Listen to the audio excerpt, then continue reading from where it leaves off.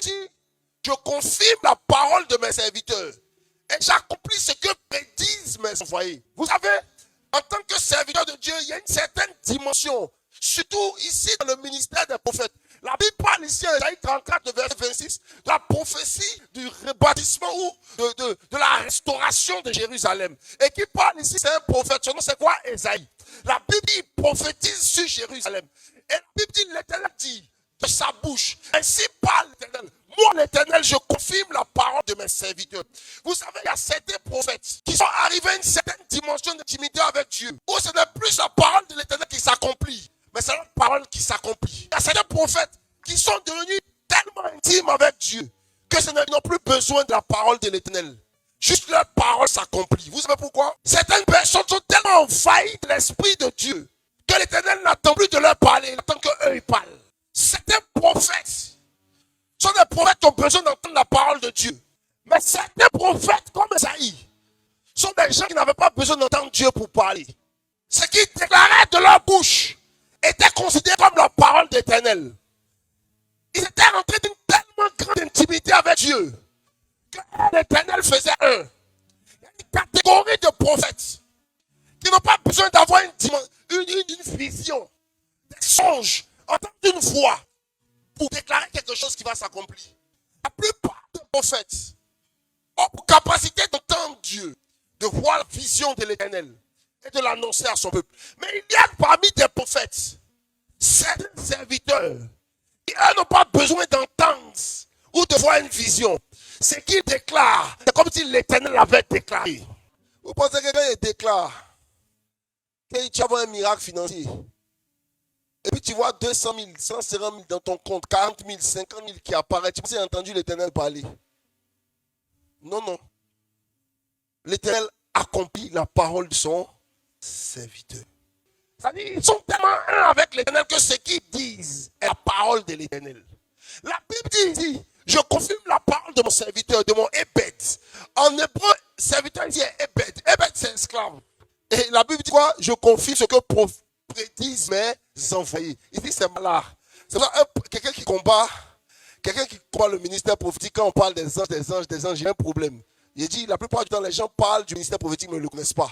À chaque fois qu'on parle d'un prophète, on le rattache à un ange. La Bible dit que, avant que l'ange vienne visiter Gédéon, un prophète est passé par là. Quand il a fini de déclarer la parole prophétique sur Gédéon, c'est là, en juge, que l'ange de l'Éternel a apparu à Gédéon pour essayer de lui donner maintenant la destinée prophétique.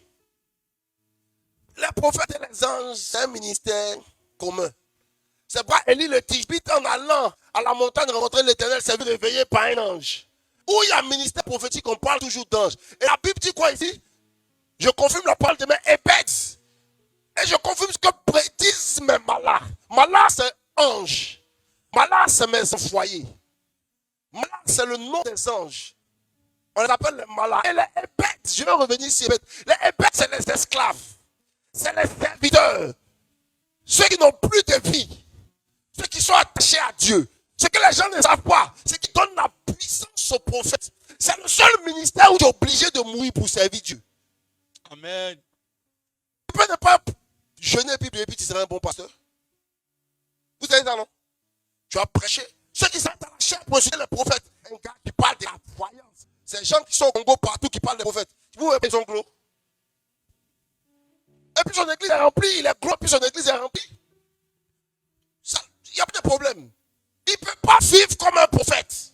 Souvent, il veut faire quelque chose. Dieu dit ne le fais pas.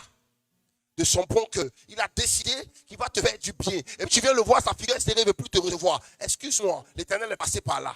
Un prophète est un être étrange. C'est un esclave, un soumis, quelqu'un qui n'a plus de volonté. Quelqu'un qui marche constamment, conduit par la pensée et la volonté de l'Éternel. À cet instant-là, ses pensées ne sont plus ses pensées. Ses paroles ne sont plus ses paroles. Il est totalement dominé et contrôlé par l'Éternel. De sorte à ce que quand il parle maintenant, ce n'est plus lui qui parle, mais c'est l'Éternel qui parle en lui. Voilà la vraie dimension d'un prophète. Tu vas voir des gens s'élever pour parler des prophètes. Si tu arrêtes le ministère prophétique, c'est que tu arrêtes la voix de Dieu d'une génération. Maintenant, parmi les prophètes, il y a des gens qui sont connectés à Dieu. Leur prophétique ne vient pas d'un don spirituel, mais d'un don d'intimité. C'est des gens qui ne sont pas des prophètes qui prophétisent avec un don. Vous savez, le don divertit, mais l'onction brise le joug. Vous allez voir beaucoup de prophètes qui ont des dons prophétiques, parce que Dieu ne se répand pas de leurs dons, mais ça ne fait que divertir le peuple. Mais une parole prophétique de certains prophètes peut te donner un témoignage et une destinée.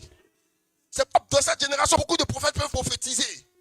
Mais rares sont les témoignages dans leur ministère. Vous savez pourquoi? Parce que le don divertit, mais l'onction brise le joug. Les prophètes qui sont intimes à Dieu ne parlent pas d'eux-mêmes. Ils parlent conduits par Dieu. Et souvent, même quand les émotions se lèvent pour proclamer une parole, l'Éternel est obligé de l'accomplir. Parce que quoi? Ne pas accomplir cette parole, ce n'est pas attester que celui-là est son envoyé. L'Éternel est tellement engagé de la vie de la personne que si cette personne faillit, c'est l'Éternel qu'on voit mal. Il y a certains prophètes, si tu les as humiliés, ce n'est pas que tu as humilié, c'est l'Éternel que tu as humilié.